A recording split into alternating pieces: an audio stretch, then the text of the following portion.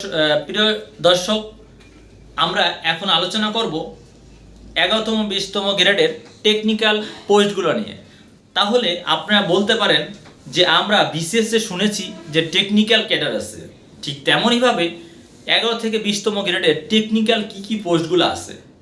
আমি একটা কথা বলতে চাই যে আপনি পড়াশোনা ভালো জানেন কিন্তু কম্পিউটার চালাতে পারেন না, অথবা এমএস ওয়ার্ডের কাজ আপনি পারেন না, অথবা একটা জিনিস কি শর্ট হ্যান্ড, যেটা বলে ষাট লিপি মুদ্রাক্ষরিক, যেটা আপনি পারেন না।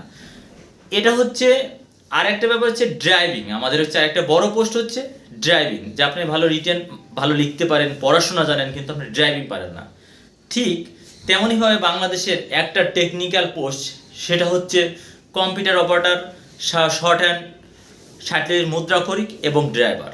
আপনি মোটামুটি একটা প্রিপারেশন নেওয়ার পরে যদি আপনার টেকনিক্যাল প্রস্তুতিটা খুব ভালো হয়, তাহলে অবশ্যই একটা জব পাওয়া সম্ভব। সেই জবটা অবশ্যই হবে 11 থেকে 20তম গ্রেডের মধ্যে, এবং ম্যাক্সিমাম জবগুলো হয় মন্ত্রণালয়ে। এর জন্য আমাদেরকে অবশ্যই, যদি কোনো প্রার্থী চায় যে 11 থেকে 20তম গ্রেডের পরীক্ষা দিয়ে সে একটা তার কাঙ্ক্ষিত জবে পৌঁছাবে, তাহলে সে টেকনিক্যাল প্রিপারেশনটা নিলে অবশ্যই খুব দ্রুত সাকসেস সম্ভব। প্রিয় দর্শক, আজকের ভিডিও এ পর্যন্তই। ধন্যবাদ। পরবর্তী ভিডিও পরবর্তী ক্লাসে।